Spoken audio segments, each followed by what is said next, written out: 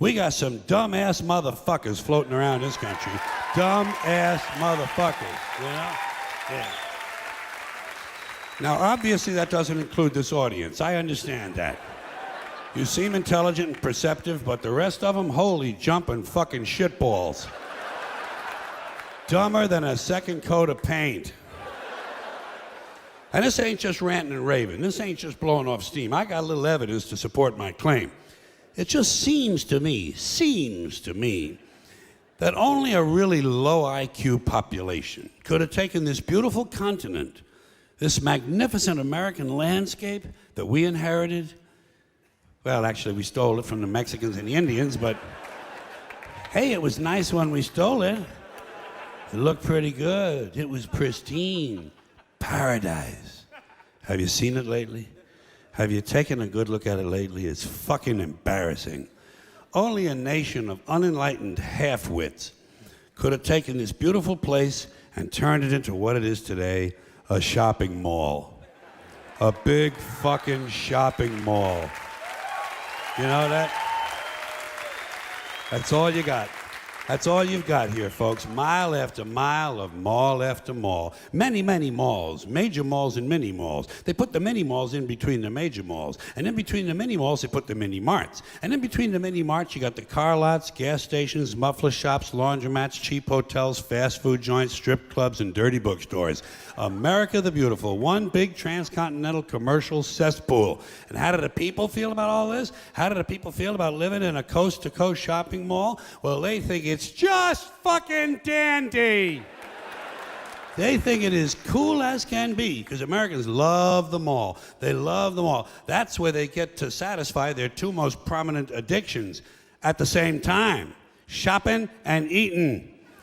Millions of semi-conscious Americans, day after day, shuffling through the malls, shopping and eating, especially eating. Americans love to eat. They are fatally attracted to the slow death of fast food.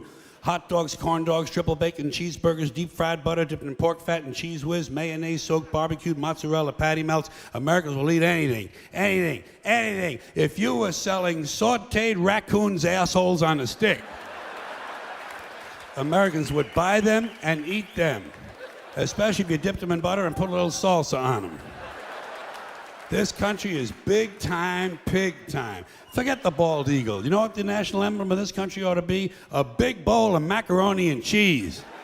A big bowl, because everything in this country is king size. King size, extra large, and super jumbo, especially the fucking people. Have you seen some of the people in this country? Have you taken a good look at some of these big fat motherfuckers walking around? Big fat motherfuckers. Oh my God. Huge piles of redundant protoplasm lumbering through the malls like a fleet of interstate buses. The people in this country are immense, massive bellies, monstrous thighs, and big fat fucking asses. And if you stand there for a minute and you look at one of them, you begin to wonder, how does this woman take a shit? How does she shit? And even more frightening, how does she wipe her ass? Can she even locate her asshole? She must require assistance. Are paramedics trained in this field? And standing right next to her, of course, with a plate full of nachos and a mouthful of pie, is her clueless fucking husband, Joe Sixpack, with his monstrous swollen beer belly hanging dangerously out over his belt buckle. This guy ain't seen his dick since the Nixon administration.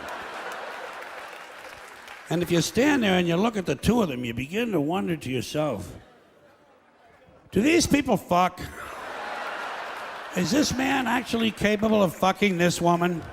It doesn't seem structurally possible that these two people could achieve penetration. Maybe they're in that Cirque du Soleil or something. Telling you, the people in this country, every one of them is 50 pounds overweight. They are gargantuan. And in the summertime, God help us, in the summertime, they all want to wear short pants. Jesus, Lord, protector of all that is good and holy, deliver me from fat people in short pants. They all got short pants, big bellies, fat thighs, and dumb kids. Short pants, big bellies, fat thighs, and dumb kids. Every one of them's got 2 dumb-ass kids with them. And the whole family is wearing T-shirts, and every one of them's got the same T-shirt. I'm with stupid. Apparently in this country, the stupids are an extended family. And besides wearing them T-shirts, everyone in the family's got on a backpack. They got a backpack strapped to their back so they can carry around lots of stupid shit.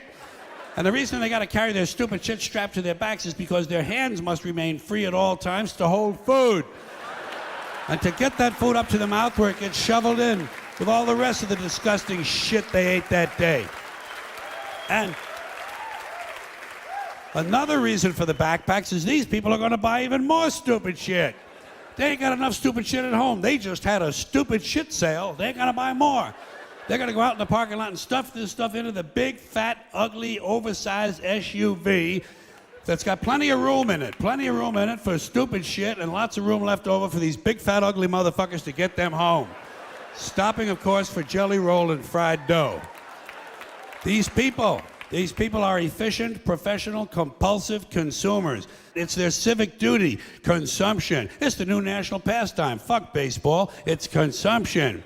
The only true, lasting American value that's left, buying things.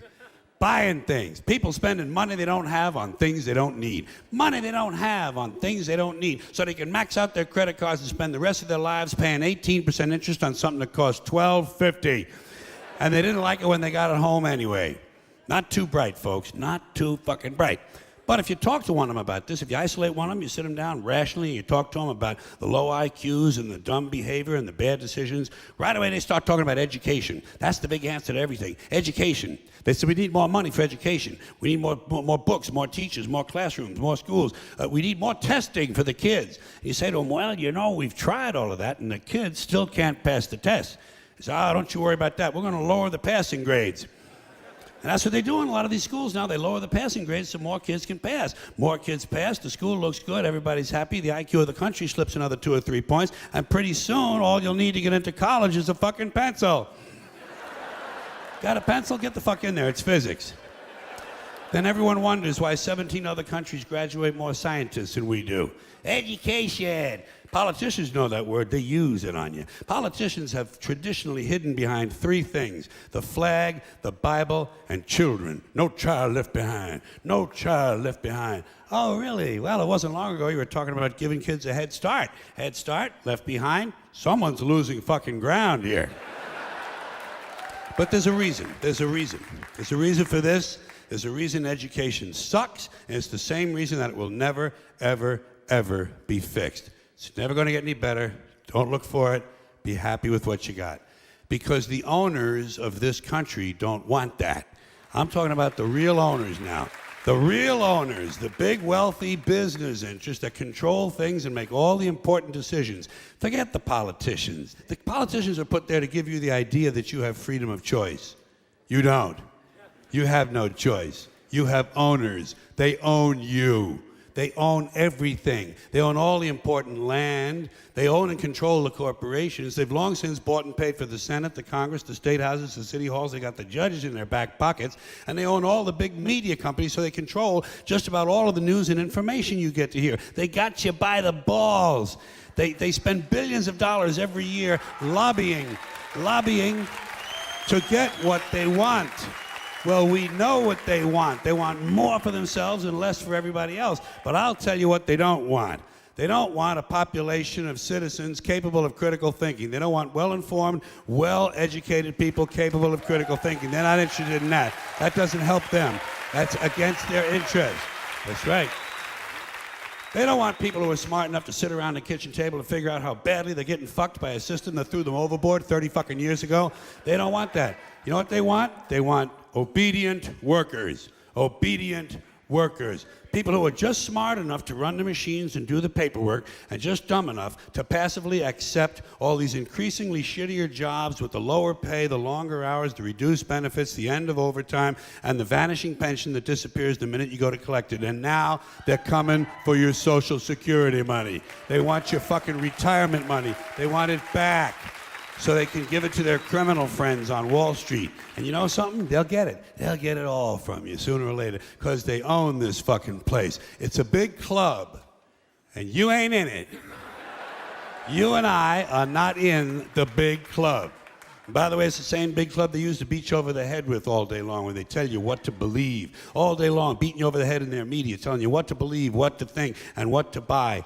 The table is tilted, folks. The game is rigged. And nobody seems to notice. Nobody seems to care.